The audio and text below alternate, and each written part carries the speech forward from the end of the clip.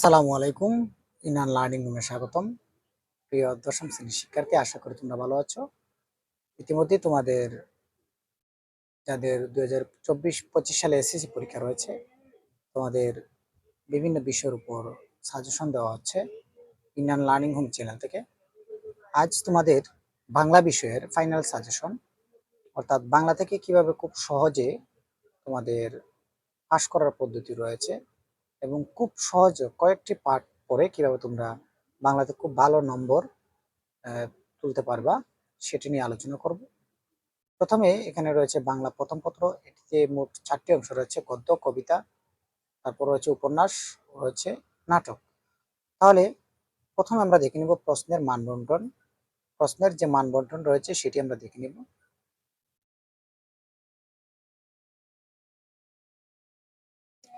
তাহলে প্রথম অংশে রয়েছে এখানে প্রশ্নের মানবন্টন। খ বিভাগ, ক বিভাগে রয়েছে তোমার গদ্য অংশ। প্রশ্ন আসবে সেখান থেকে 4টি থেকে তুমি 2টি বাধ্যতামূলক আনসার করতে হবে। তারপর রয়েছে তোমার খ বিভাগ। খ বিভাগে রয়েছে কবিতা অংশ। সেখানে 3টি প্রশ্ন আসবে কবিতা থেকে, সেখান থেকে 2টি তোমাকে বাধ্যতামূলক উত্তর করতে হবে। তারপর রয়েছে গ বিভাগ। গ বিভাগে রয়েছে উপন্যাস অংশ। এখান থেকে তোমাদের 2টি প্রশ্ন আসবে এবং 2টি থেকে তোমাদের 1টি প্রশ্ন আনসার করতে হবে। এটি তোমাদের বাধ্যতামূলক প্রশ্ন। তারপর হচ্ছে গ বিভাগ নাটক। এখান থেকে 2টি প্রশ্ন আসবে এবং এখান থেকে তোমাদের দিতে হবে 1টি প্রশ্ন। তাহলে খ অংশের 2টি এবং ক অংশের 2টি হলো 4টি। তারপর গ এবং গ থেকে 2টি হলো 6টি। আর একটি প্রশ্ন হচ্ছে তোমরা যে কোনো বিভাগ থেকে চয়েস করে একটি প্রশ্ন দিতে পারবে। এটি হচ্ছে তোমাদের প্রশ্নের মানবন্টন। তাহলে মোট তোমাকে আনসার করতে হবে কতটি? 60টি প্রশ্ন। ঠিক আছে, মোট আনসার করতে হবে 60টি প্রশ্ন। তোমাদের টোটাল 60টি প্রশ্নের সৃজনশীল মার্ক হচ্ছে 70 মার্ক এবং নৈর্ব্যক্তিক মার্ক হচ্ছে 30 মার্ক।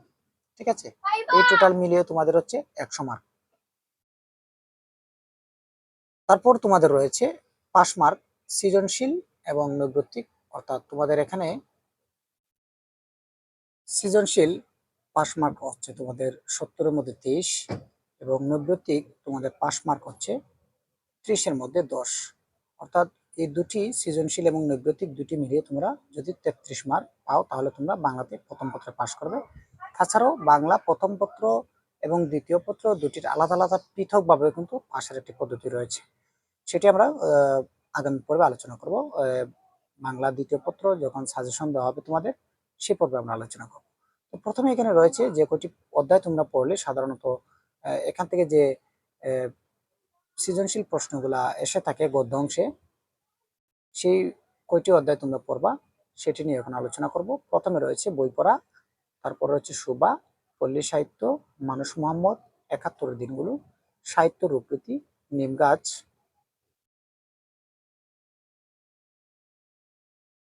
তারপর রয়েছে মমতাদি, অবাগের স্বর্গ, আমাটির ডিপু। অর্থাৎ এখান থেকে গদ্য অংশ থেকে যে 10টি পার্ট তোমাদের দেওয়া আছে, এই 10টি পার্ট যদি তোমরা পড়ো, ইনশাল্লাহ তোমাদের যে কোনো পরীক্ষা, অর্থাৎ টেস্ট পরীক্ষা কিংবা এসএসসি ফাইনাল পরীক্ষা যে কোনো বোর্ডের জন্য এখান থেকে তোমাদের নিশ্চিত কমন আসবে। তো তোমরা খুব সহজ টেকনিকের মাধ্যমে অল্প পরে কিভাবে ভালো নম্বর পাওয়া যায়, সেটি যদি তোমরা সেই টেকনিকগুলো যদি অ্যাপ্লাই না করো তাহলে কিন্তু তোমাদের ফলাফল ভালো হবে না। তাই ভালো ফলাফল করার জন্য সবসময় কৌশলী হতে হয়। তাই তোমরা এখান থেকে যে 10টি পার্ট বিভিন্ন অ্যানালাইসিস করে বাছাই করা হয়েছে, এই 10টি পার্ট যদি তোমরা সম্পন্ন করো তাহলে আশা করি তোমাদের বাংলা প্রথম পত্র গদ্য অংশ থেকে যে কোনো প্রশ্ন আসলে তোমরা সেটি আনসার করতে পারবে। এখন আমরা দেখব কবিতা অংশ।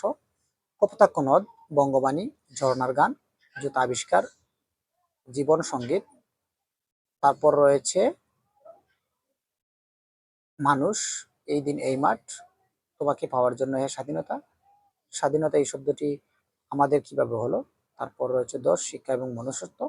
এখান থেকে তোমাদের 10টি কবিতা বাছাই করা হয়েছে বিভিন্ন বোর্ড প্রশ্ন অ্যানালাইসিস করে।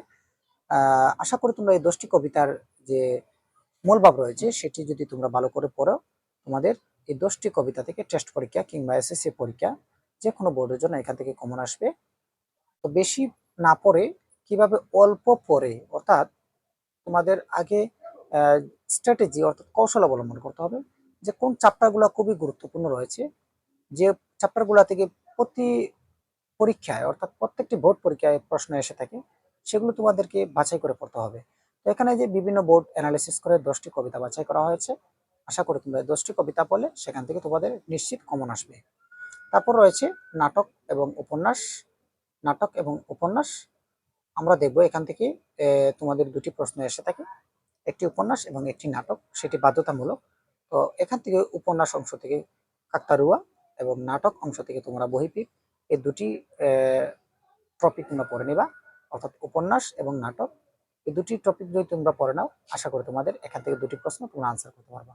তাছাড়া তোমরা যদি কবিতা, কবিতা খুব সহজ এবং নিচে খুব সহজে আনসার করা যায়।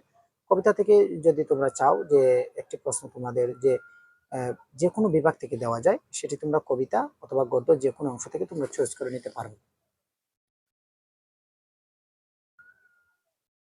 তাছাড়াও তোমাদের কাছে যে সাপ্লিমেন্ট কিংবা টেস্ট পেপার রয়েছে, সেগুলো থেকে তোমরা বিভিন্ন বোর্ডের যে প্রশ্নগুলি রয়েছে, অর্থাৎ জ্ঞানমূলক প্রশ্ন, সেগুলো পড়ে নিবা।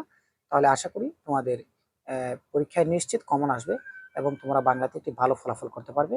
ধন্যবাদ সবাইকে সম্পূর্ণ ভিডিওটি দেখার জন্য। এবং এই সাজেশনের আলোকে যদি লেখাপড়া করো, আশা করি তোমরা নিশ্চিত তোমরা কি পাস করতে পারবে। তাহলে সময় যেহেতু তোমাদের অল্প রয়েছে, দেরি না করে তোমরা এই চ্যাপ্টারগুলো দ্রুত সম্পন্ন করে ফেলো এবং পরীক্ষায় একটি ভালো ফলাফল করো, এটাই প্রত্যাশা করি।